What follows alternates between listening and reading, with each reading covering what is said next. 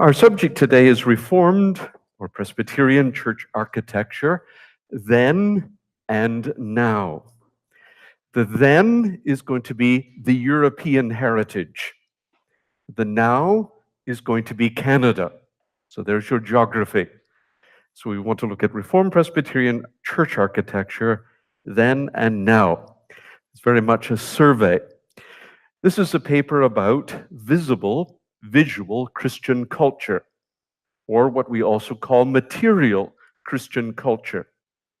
And it has been a subject that is attracting scholarly interest over the last 20 years.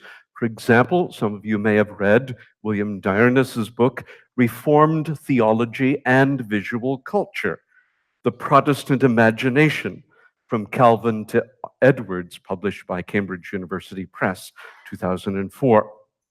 So my focus will be one area of that visible Christian culture, namely church architecture, which is the largest scale aspect of visible Christian culture. I should tell you today's talk is a continuation of a paper I wrote earlier this year in South Africa for in die Skrifling in Duseverbe, under the title then of The Reformation of Space for Public Worship. And today this paper will move on from that and will provide a wider survey of Reformed Presbyterian churches of the Reformation period. That's my part one, and I will touch upon Switzerland, France, the Netherlands, Scotland, and England. And there are some other places like Hungary that are missed. Then we will proceed, part two, to the early colonial pre-1860 period in British North America, and a very select group of examples of colonial period Reformed Presbyterian church architecture. And then part three in our paper today, we will move into the late 19th century. You've got things rolling on that already. Post-1860, which is a period of tremendous change theologically and liturgically. And we will survey changes in Reformed Presbyterian church architecture in the second half of the 19th century, and then we'll move into the last third of the 20th century and survey changes in Reformed Presbyterian church architecture, broadly, generically speaking, Canada and elsewhere. A couple of caveats before we proceed. I am painting with a wide brush today, so not every exception will be noted. And secondly, always recall that the way you find a building today may not be the way it was built, and the interior layout may have been radically altered. So just keep that in mind. My thesis will develop as we come near the end of the paper, that Reformed Presbyterian church architecture has not been a static template, but has been undergoing significant developments over the course of the last 450 years in virtually every branch of the Reformed or Presbyterian family. I will offer my reflections for us as Canadians as we conclude. And finally, although the word architecture does appear on the screen, very prominent, I want you to think in terms that are very interdisciplinary: church history, theology, liturgics, aesthetics, architecture, ministry, stewardship. All of those themes are intertwined. And before I proceed with part one, I will just give you a brief selective literature review of some of the key literature which is essential to this subject at present for the European context. I say selective. First, Nigel Yates. Nigel Yates was a friend of mine. He was one of an external examiner in my PhD. Nigel has been dead for about 9 years now. He died in 2009. This was his last book that he was working on before he died. It's seminal, Preaching, Word and Sacrament, Scottish Church Interiors, 1560 to 1860. He did not see it before he died, but he had sent in the manuscript to T&T Clark. It is an absolute must in this field. His earlier book, Liturgical Space, Christian Worship and Church Buildings in Western Europe, 1500 to 2000, is also one of his other very significant works. And he did others, Buildings, Faith and Worship, the liturgical arrangement of Anglican churches, 1600 to 1900, originally 1991, revised completely in 2000. And don't be misread, Anglican covers everything because people keep changing their denomination titles in England. So Yeats, read Nigel Yeats. Second author, Andrew Spicer. He is currently professor at Oxford Brookes University, Oxford, England, and his most seminal work is Calvinist Churches in Early Modern Europe, 2007, and a must read. Then he co-authored a book with Will Coster, Sacred Space in Early Modern Europe. And Spicer and I are both working on a new book to come out with our editor, Ian Hazlitt, The Brill Companion on the Scottish Reformation, and he will be doing the chapter on Scotland and the Reformation of church architecture in that new book, out next year. In addition, Spencer has written a lot of other articles. So Yeats, Spicer, and one more name that you may want to jot and if you find interesting. This is Randall Carter Working. He is an American Presbyterian Church USA minister, and he teaches at Fuller and a couple other places, and he is an artist, combined degrees in art and in theology. His work is a revision of his PhD thesis. It is the visual theology of the Huguenots towards an architectural iconology of early modern French Protestantism, 1536 to 1623. Very accessible and very interesting to read. I've just completed a review on it. So part one now. What did churches look like on the eve of the Reformation? You're historians, most of us, you will know. So let me just abbreviate this. I'll give a very brief synopsis of that. And if you want the full version, well, you can buy the papers when they come out next year by our editor, and then you can get all the footnotes to it. But here's the summary. This is the quick version today. It can be said that generally the interiors of church buildings in Europe at the time leading up to the Reformation focused upon the high altar, situated on the short wall. You're going to hear me talk about short walls and long walls, but it was always the short wall. We're on the long wall today. We're being very good Scottish Presbyterians at the moment, so this is very good. But we should be on the short wall over there. That's where the high altar would generally be. So this was the focus, the drama of the Eucharistic Mass. The lines were very clear. The chancel for the priests, the nave for the people. Hence the expression in the medieval world, it was a two-room church. Also 2 rooms theologically. So very significant. The clergy kept their back to the nave while conducting the ritual of the Mass. Generally, long preaching times were not the focus. Thus, seating was not consistently patterned in the interiors. No long sermons, no long papers. It would appear, though, that gender segregation was quite common, as was social segregation. So the medieval church, generally women one section, men the other, and then by class as well. The church buildings were generally open, at least daily, if not permanently, each day.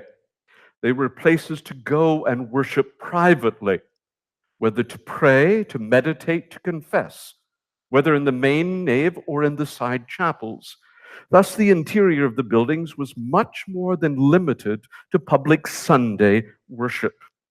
There is clearly defined theology here, which emerges from looking at these church interiors. The visual drama of the Mass was the focus and a priestly ministry. There is clearly a de-emphasis, almost universally, upon preaching and upon the auditory. Related to this was often the lack of organized seats. It just was not necessary. Singing had come to have designated space, and thus limitations developed with this. Because the auditory was not the primary focus, The visual took a larger role through the development of iconography. The overall result was to see the building as sacred space, and even within it, there was a more sacred space, the chancel versus the nave.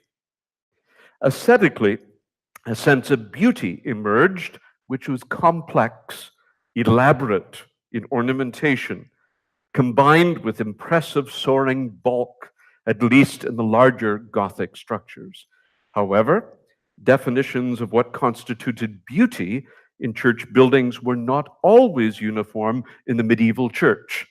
There were attempts sometimes to make plainer, more minimalist Reformation movements as well, but I'm talking of the general. What about the Reformation now? How do they take that space and reconfigure it? There was an immediate variety in adapting medieval parish churches, cathedrals, monastic chapels, and abbeys into new Protestant places for worship. It must be noted that the building of new purpose-built Protestant worship places took time and did not happen immediately after 1517. The first is probably 1544. Some of this response was more pronounced, whereby new walls were constructed in some medieval cathedrals or abbeys. This could be where the screen was. Now a wall suddenly appeared, so that the congregation could be in the nave and the school could be in the former chancel, or vice versa.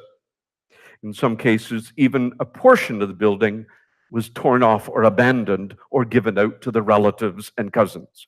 For many, following the Reform branch of the Reformation, the focal point of the interior moved now from the high altar to the high pulpit, located either on the short wall, somewhere on the short wall, or on a side long wall, this wall.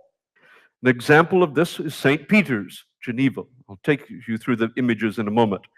Where in Calvin's church, the pulpit was placed in 1541 at a side long wall by an aisle column support before the north transept. Screen, altar, chancel stalls are all removed. Galleries were then added. Don't read it by today, read it by what I'm saying historically. The galleries were added then in the two transepts and up in the chapel as well to facilitate the closeness of the community, the temple of the people of God, gathered together in the form of a star around the preaching of the Word of God. The pulpit spoke of the importance of the Scriptures and of providing a desk for the preacher to have freedom for preaching. These high pulpits were massive and could display remarkable craftsmanship. The Protestants were not the first, however, to construct these. Do not think we're the original people of the massive pulpits. The Jesuits were doing it at the same time period, and there were some that were built prior to that. The raised pulpit allowed the preacher to have better eye contact and also to view as a way to aid audibility through the soundboard. 7 steps up should put you in first line with the gallery then of the transepts. So remember, it's not about numerics that Mr. Campbell might have been getting into or something. It is here, I have a very different kind, not the John. The point is clear. The word is to be read and preached with effect to be heard by all in the interior. Going together with the pulpit is the seating now. So the move towards a central pulpit, the move towards seating. And so a move to universal seating in Protestant churches became the norm. Before it was haphazard, but now it was universal almost. Thus, movable benches or fixed pews started to appear almost immediately. Although stools were still encouraged, we're all thinking about, of course, throwing the stool at St. Giles, and they were still there, but the move was haphazard. It was chaos. Depending on what you could see, you could have a variety of pew sizes and shapes in one structure at the time of the Reformation. Uniformity and nice uniform craftsmanship was not quite there yet. So there was a sense of all of this. Pews usually are fixed and do not allow flexibility. Thus, aisles or space near the pulpit had to be provided to accommodate the tables for communion. And again, with the Reformation, it would appear generally seating was by gender. Segregation appears to have been fairly universally practiced in the early Reformed churches, whether in Switzerland or in Scotland. Partly it may have been custom from the pre-Reformation period, and partly to imitate also the early church that also did that. But it was also thought of as a way, you will snicker, to be less distracting if you separated the men from the women when they're hearing a sermon. The next major change was the space for the tables. To provide the space for the tables, especially for most in the Reformed churches. These tables were to be constructed of plain wood and must look like a table and not in any way like an altar. Hence, there were to be no box communion tables. This was a matter of deep theological conviction and not a legalistic matter. The rationale here was most important. There was to be nothing of the sacrifice of the Mass with a table. And it was making a statement of the familial aspect of the sacramental feast gathering together. Space was to be made whereby the people could come in relays to the table. And either they would stand at one end and receive first element, walk past, receive the second element at the other side. That was one form. Switzerland did that.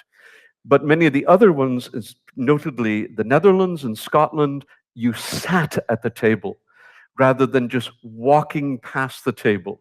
So generally, the Scottish tradition and the Dutch traditions were more, you always sat. So these tables were mobile. They were trestle tables. And some of them you could collapse, you could store them, and then you could bring them back again. Narrow type trestle tables.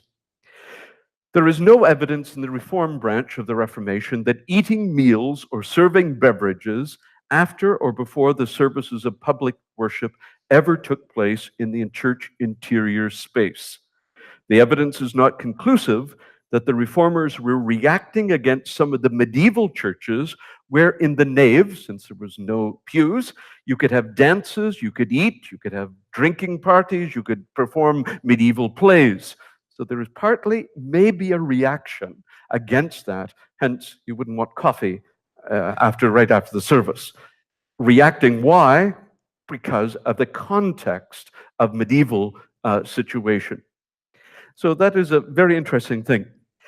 This was in many ways something which would develop later with more pietistic groups who would have an agape feast, such as the Anabaptists, but not with the magisterial reformers. So there was a divide. So far, the fellowship hour today wouldn't go over. This raises the question whether this was viewed as a very important aspect of church life and interior space. The answer is simply no. Provision for eating and drinking was not to be done in the church interior, and there was no need for kitchens. They were gone. That was the monastery. Thus, non-movable seating was slowly to become the norm, and the space was to be used only for worship. What about baptismal fonts? They remained in the buildings, but they changed locations. They migrated from the entrance door closer now to the pulpit area. This too was making the point that the sacrament was not a private family matter, or even to try to discuss the issue of the entrance into the visible church, but a matter for the whole congregation to witness. Special fonts for holy water were destroyed or abandoned. Baptismal fonts were not elaborate, but usually were just a basin hung on a little metal piece of iron, placed near the pulpit or attached to the pulpit. Some have said it's word and sacrament in one on the pulpit. I think that may be drawing a little too far. I think it was pragmatics. What did the reformers do then when they took out the chancel or the choir stalls? Again, the answer varied. Some removed them altogether, sold them off. Others kept them. For most, they simply changed the space in some way. And I won't go into all the details there. But generally, like in some churches, the boys would sit around the chancel area and they would help sing as a, quote, psalm choir in leading singing. What about color and imagery? Well, we know that. It's gone. Iconoclasm occurred, and again, various forms of Reformation interiors of imagery occurred. The relics of the saints removed. The walls were often colored white, whitewashed, and stained glass windows restored or destroyed or removed. Some churches had texts of scripture painted upon the walls or upon boards in the main seating area, particularly the Ten Commandments. The move, especially by the Reformed, was always towards simplicity, plainness. It has often been said that there was no longer an aesthetic of beauty. That can be argued differently. The world of minimalism can also be an aesthetic, so we can go down that road a little later. Immediately after the Reformation, in many Reformed areas, the church buildings were locked outside of the public worship times. This was a change from the pre-Reformation period. It was to break with the past. Now, all of us as historians, we probably want to get into every building we can find, and you're annoyed that today they're locking them again. Well, our forefathers locked their buildings, kept them rigidly locked with attendants to keep them locked, to keep the people out from superstitious activities during the rest of the week. So the point was perhaps needed at that time due to their own immaturity, but often one reaction leads to another. Could it be that from this, a conviction developed inadvertently that the building was sacred or holy and only for worship and not to be used for any other purpose? So the whole issue of sacred space takes on new implications here. The Reformed rejected the concept of sacred space. Read Calvin's Institutes and you'll be very clear and see that. There is not a sacred space for worship. But slowly that will creep in, and you will find in the post-Reformation period, there are various ways of interpreting that. Generally, the trajectory is it is a meeting space, it is a meeting place. We will not even always call it a church. We will call it a temple, because it is a temple where the people of God meet, because they are the New Jerusalem. The Holy Spirit dwells within them. And we are making a break with the cruciform of Roman Catholicism. And so language of identifying the building became very important. So the Reformed magisterial reformers, especially the Reformed, used theological and liturgical principles to transform interior space. Out with the screens, out with the chancel, in with the auditory, in with the fixed seating, in with the high pulpits, in with organized seating, in with singing together, that the people of God be one and it develop as a community. In with the portable, generally, tables, and often not remaining in the sanctuary. So let me just do a quick overview of imagery, just to recap all that. So most of you, several of you have probably been to Geneva. Geneva, St. Peter's Church, 1541, begins to see the changes. It's a modest Gothic structure, which is heavenly Italian Gothicized. It's not typical Gothic. And if you go to St. Peter's today, please remember the front portico. Calvin didn't see that. It was put there to retain the front of the wall, which was coming out. It looked like the church was probably going to fall apart. And so that is all new. But notice it is classical imposed upon Gothic, which was very much the Huguenot tradition, to bring in the classical approach. Again, don't read this back in. The transepts are there, the chancel is there, but the galleries have been taken out. They had been put in, now they've been taken out again.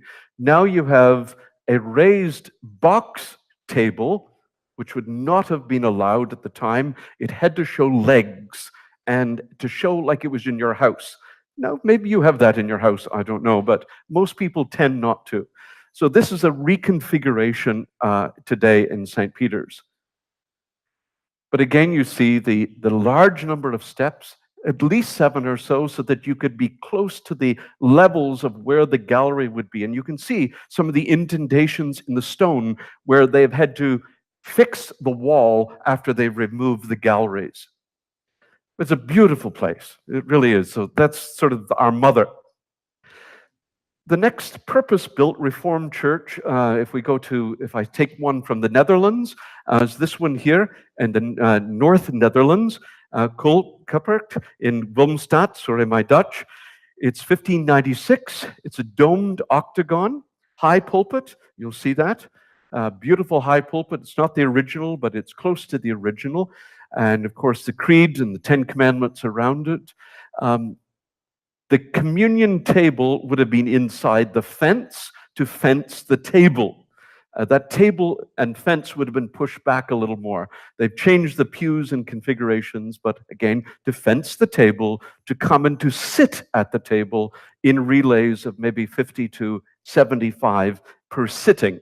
And so it does take a while to get through a whole service. No weekly communion in these churches. It takes too long, in essence. There's pragmatism. So if we're just doing a quick survey of Europe, this is the second one. This is the third one that's very significant in France. You may have seen illustrations of it. It's the great temple of the Huguenots in France. The second temple of Charlottetown, just outside of Paris, began in the late 1500s and then completed later. It is completely classical, Vitruvian. It's styled upon a basilica in Rome under Vitruvius. And just look at the center of that massive temple. Two-tiered gallery. It's a little bit like the traditional little bit, if you've been into Westminster Chapel in London, you see the tiers for preaching. This is one of the great Huguenot preaching temples of Europe at one time. The pulpit is 1/3 into the atmosphere there. The preacher does not quite reach the first tier of the gallery. Approximately 3,000 could be accommodated in that temple. There's nothing Gothic about it. It's very, very plain. It's not iconographic in any way, but it's meant to be an auditory experience. The communion tables would be placed all across the front so that there could be a fairly rapid succession of the relays in that church. Next, we'll do our sweep from Switzerland, Holland, France, up to Scotland, the best surviving example of the purpose-built Reformed churches in Scotland. Burniston, Fifeshire, east of Scotland here, and it's built in the square, a perfect mathematical square. There's been a lot of alterations. When it was originally built, most of the galleries, the lofts, were all on the exterior. Some of them are now interior. The windows don't quite all match up. It's a bit of a hodgepodge inside as well. That is not what it looked like when it was built in 1592. In 1592, they ran out of money. They couldn't afford the pews. These are later additions, but it's a gallery that's on 4 sides, and it is a large central pulpit so that when you're standing in it, your eyes basically can be at eye contact with the first row of the galleries, the lofts, and then lots of space down the middle, which was free for the long communion tables to go. And they would stretch generally from door to door in the building so that you could maximize the use of space and keep people coming and going. So second significant in Scotland there. The next one, we often omit England when we're doing our survey of Reformed churches. Here is probably the best example of a dissenter, Reformed, post-Reformation building left standing in England. So if you get to go to Liverpool, look it up. Toxteth Chapel, celebrating 400 years. You will probably know the name of the first minister. His name is notorious in American history, Richard Mather, who is a dynasty of Mathers. And this church was shared by Congregationalists and Presbyterians in the English tradition. There's the outside of it, very small little building nestled on the outside of Liverpool at the time. Look at those box pews, a three-sided gallery, high-stepped pulpit, very little area for a communion table, but it probably did provide enough if they had the walking by the table or very narrow benches on each side. The English didn't really like doing that. The Scots always liked sitting down at the table, but the English tended to either walk past or they wanted the cup to come to the pew. So this one we're not sure exactly. But there you have it there. Good high pulpit, Richard Mather's pulpit, and you start to say to yourself, oh, I think I've been to New England and seen that. Well, sure enough, it's all the same tradition working itself out. No, I didn't get to preach that day. It's now Unitarian, and I believe in the Trinity, so I may not have been allowed to preach there. All right, so there is there, over there. Now, let's come to our colonial period here in North America, pre-1860, and that's the critical period, liturgically, church architecture. And so I'm going to be very selective. I'm going to offend some of you. I'm sorry, I'm not going to go into Quebec or Ontario, but I'm going to stay with the Maritime provinces and with the three provinces in particular. And as you look at these examples, you're going to see the European model of Reformed and Presbyterian church architecture is very much the background for these examples. So I've selected three: Covenanters, Grand Pré, Nova Scotia; Greenock, St. Andrews by the Sea, New Brunswick; and Disabled, Prince Edward Island. The basic uniqueness of these three church buildings from the three maritime provinces is the fact that the original high pulpits have been retained without alteration. So that's very significant because the age we're talking about here is very unusual. Greenock, as we'll come to that moment, is centered around the high pulpit on the short wall. The other two churches, Covenanters and Disabled, are centered around the pulpit on the long wall, this wall. Two have original box pews, and one has replacement pews, but originally had a basic bench style with open backs. So imagine that on your back for a communion season, Thursday, Friday, Saturday, Sunday, Monday. All three have three-sided galleries. One retains the portable trestle communion tables, original, and the other two lack such, yet evidence appears to suggest that both once used long, narrow, trestle-style tables. Two are classical in style. One is a combination of classical and a very modest Gothic revival element. Some have said that these churches' buildings are just right out of New England, the meeting houses. The reality is, no, they're right out of Europe. That's the first tradition. That's the mother tradition. There are parallels with New England, of course, because of the planters, but the traditions are actually all one, and so they come together. To date, I have identified 8 remaining high pulpit churches in maritime Canada. The above 3 were all Presbyterian, but some of the others were shared buildings on occasion with other denominations, Congregationalists, Presbyterians, and Baptists, usually. Some of these other 5 have undergone minor to major alteration in the high pulpit, so I'm not going to include them. And I will omit discussing St. James the Kirk, which was once a high pulpit, long wall, which is now a short liturgical on the short wall tradition. I'll omit that one because it doesn't quite fit the norm exactly. So the above 3 examples all exhibit continuity with their theological and liturgical heritage in Europe, the then, but we're coming to the now in Canada. And so Covenanters in Grand Pré, Nova Scotia, 1804, this one, as many of you probably have toured it and been inside. It's a 3-sided galleried church with a high pulpit of 2 tiers, and the box pews are probably close to original. They probably had to use communion outdoors mainly because it was too tight to get everyone in the aisles, and it comes more out of the covenanting tradition in Presbyterianism. So although there was occasional common cups passed through the pews as well in this church, so it's a bit of a variety. What you see is this: You come to the colonial world, you use the building materials at hand, but the models and the templates are brought with you in the mindset of the people and of the clergy. And so they will model it in what they have seen across the sea. This is, of course, the most famous one. It's because it's the richest of all the pulpits, because there was a patron, the Greenock Church at St. Andrews by the Sea, New Brunswick, 1822. The other one was 1804. It's a short wall, high pulpit, two-tiered, box-pewed church. It's classical, fine craftsmanship. There is space for tables, or there would also have been outdoor communion. Again, more Church of Scotland tradition, but again, it's another Presbyterian tradition in the makeup of the Maritimes. The third and the last one is, there's a couple more just on Greenock.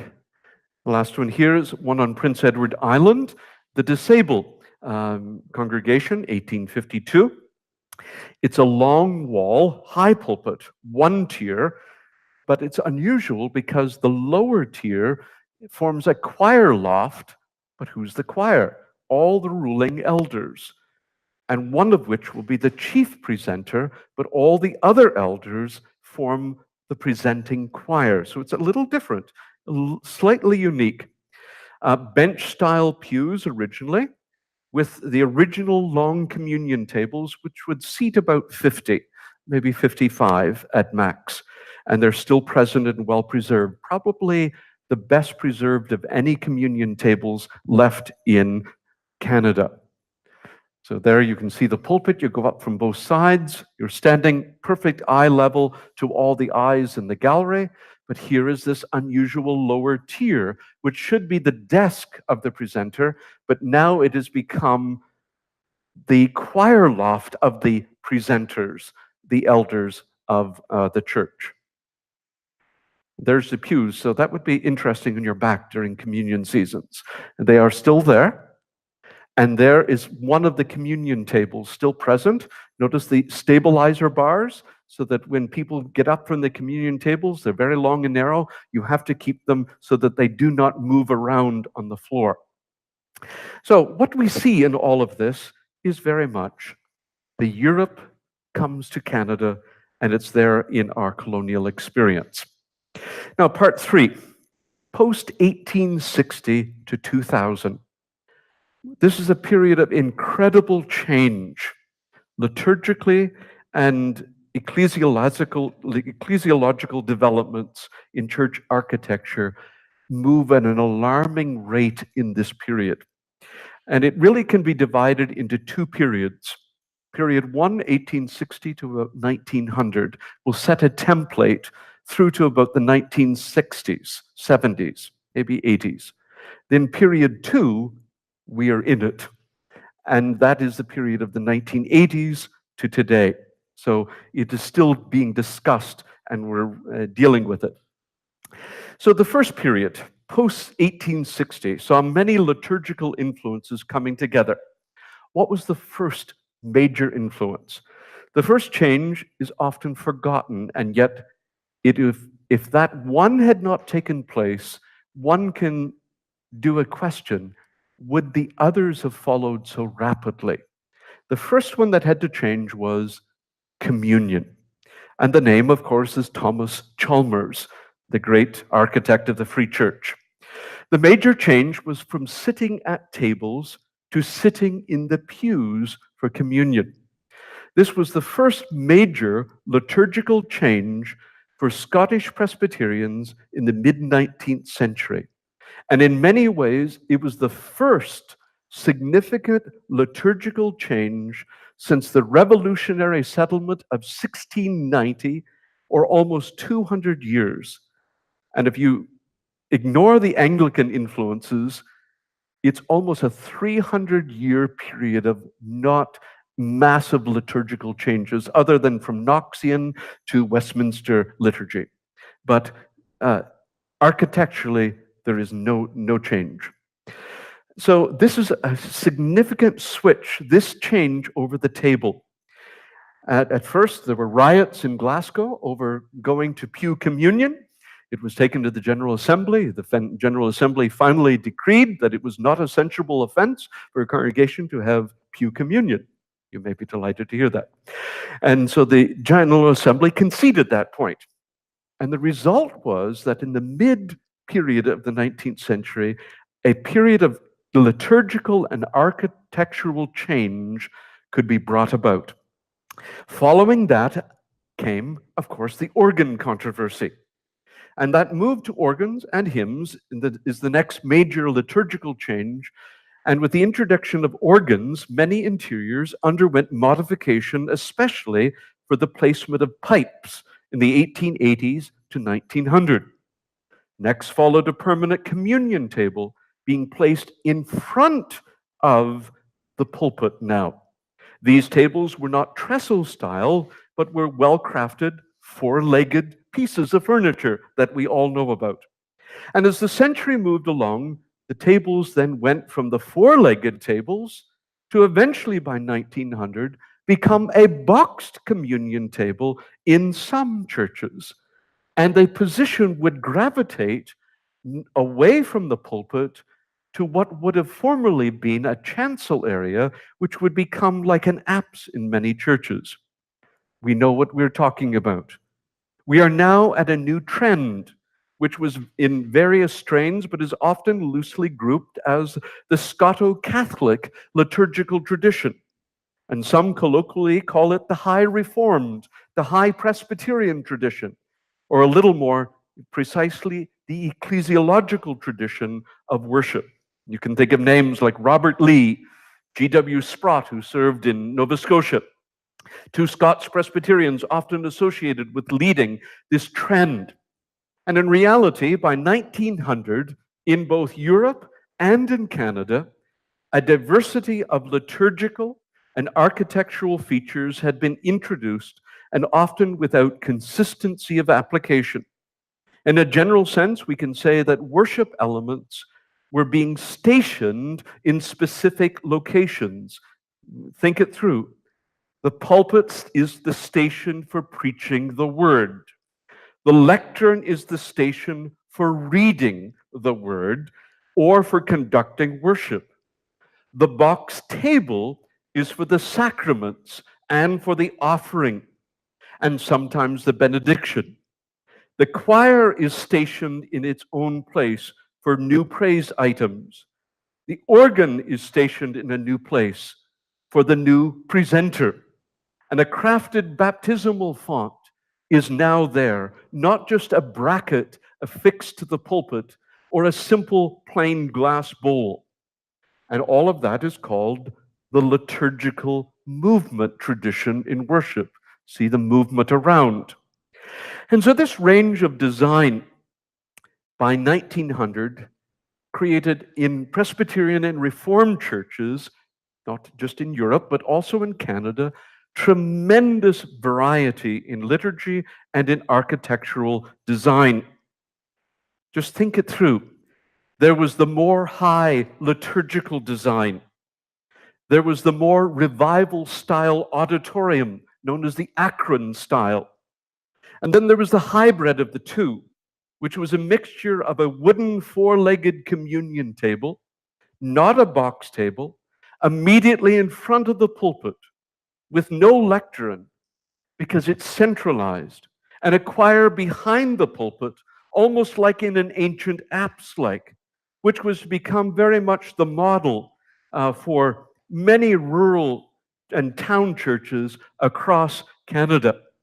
And so by the early 1900s, clearly the old pre-1860 liturgical and architectural models had undergone major shifts and changes.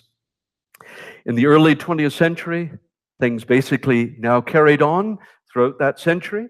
Canadian Presbyterian churches took on a great variety of configurations, from the neo-Gothic quasi-Anglican arrangement to modified plans for pew communion, for the housing of organs, the housing of choirs.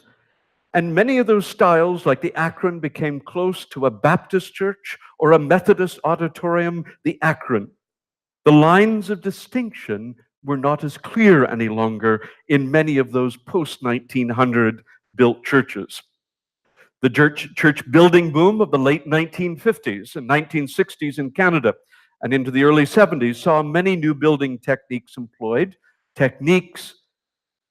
but again, the orientations followed the patterns now of post-1860, not pre-1860. And those patterns continued, although new techniques were used in building.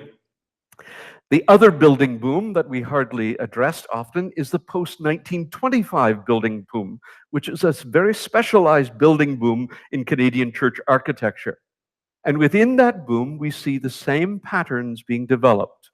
There is a variety. They exhibit the auditorium Akron style. They visit the high liturgical style. You can see both, and the denominations had a variety of those strains. So that's the other boom.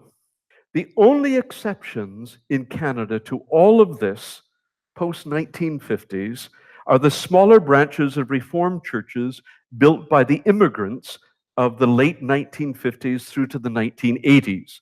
And you see those in some of the immigrant, small conservative Dutch churches, Canadian Reformed, Free Reformed, etc., where you still have the high pulpit and you still have the use of portable communion, trestle-style tables on Sundays for communion. And the result has been that by the 1970s in Canada, there is much variety of Reformed and Presbyterian church architecture within Canada. What about the last 30 years of the 20th century and the early 21st century? There's a major shift going on liturgically and spatially in architecture in buildings. In this period, and you can identify them, number one, it is the demise in many churches of the organ and the move towards praise bands, worship teams. Often going with this has been the demise of the choir and its replacements altogether in the worship by praise groups. When this has happened, older buildings may see the former organ and choir space reconfigured into a plain platform space with no pews or formal rows seating in the chancel area. Or in new buildings, it will look much closer to a hall or to a theater, but not in the traditions that we have formerly seen. Second, next has been the introduction of other technologies, such as this and this, PowerPoint projectors, the demise of the printed praise book. The front of many interiors has seen large white screens, now gray, painted on the wall in a box, installed, which some roll up or other places which they use the wall itself. This has affected where the person often behind the pulpit stands. They become awkward. Where should I stand when I sing? I want to look, but I feel strange about it. Maybe you have seen that, or maybe you have done it. But it affects our use of space. 3, matters of financial practicability have also given rise to a new concept of our worship space, because we now have moved towards multi-purposed space, doubling up in which we can have meals, fitness groups, outreach activities to the community, and also a formal worship space. This raises many interesting questions beyond the financial constraints of many congregations, where the luxury of 2 spaces, one for worship and one for other activities, simply cannot be afforded any longer. This shows a major shift in ministry practice and thought from the Reformational period to the period of the late 20th and early 21st centuries. It also raises the issue of sacred space, which theologically was denied by most of the Reformed at the Reformation. But how do we see this today when someone makes the comment, which I had not that long ago, said to me, serving coffee in the place where worship was conducted is unacceptable? Is that a comment about sacred space in a Reformed and Presbyterian church? This does appear to support a view of sacred space, and yet we deny it confessionally. And how does this match John chapter 4 and the Samaritan woman? So how space is used crosses the theological, the biblical, the liturgical, the ministerial, the matters of stewardship all at once, not to also mention the ascetical. A few years back, an article identified the shift of recent years post-1980 in Reformed and Presbyterian churches in North America, saying that it is the move called the welcoming church, the welcoming community, where the church becomes the engager in a post-Christian culture by becoming a space which is multi-purposed to invite the community in a new way other than worship. Just a few weeks ago, I toured the reconfigured historic St. George's Tron Church of Scotland in city centre Glasgow. The organ is gone. The high pulpit is gone. The downstairs pews are gone. Instead, there is a platform for the worship team, a portable stand for the pulpit, a kitchen at the rear of the cafe, which sees the church building used 7 days a week and literally hundreds passing through its doors weekly, yet not on Sunday. The space underneath the church has been dug out and rooms and washrooms added. Liturgical space is changing in Reformed and Presbyterian churches. Conclusion. We have surveyed Reformed Presbyterian church architecture at the time of the Reformation in Europe. In part 2, we have examined the early colonial period in Canada, pre-1860, selectively. In part 3, I have surveyed for you the significant changes liturgically in the 19th and 20th century in brief. So in conclusion, we see that Reformed Presbyterian church architecture has not remained static after 1860 in particular. And now I offer some specific conclusions. Well, here are my 6 conclusions. 1, Reformed/Presbyterian church architecture in Canada is rooted in the European Reformation, and in the colonial period pre-1860 certainly mirrors many aspects of that tradition. 2, the post-1860 liturgical changes in the United Kingdom in particular are also reflected in Canada's diversity in Reformed and Presbyterian church architecture post-1860. 3, a shift at the end of the 20th century towards a holistic use of public space for worship can now be found in many Reformed Presbyterian church buildings. And not just new buildings either, also old buildings. The shift is noticeable and it will probably continue. 4, how deeply have we really engaged in Canada with the study of theology, worship principles, liturgical practices, ascetics, and functionality and stewardship in our tradition? Publications in Canada, unlike many other countries in the world, publications in Canada do not often mention such in-depth study and analysis.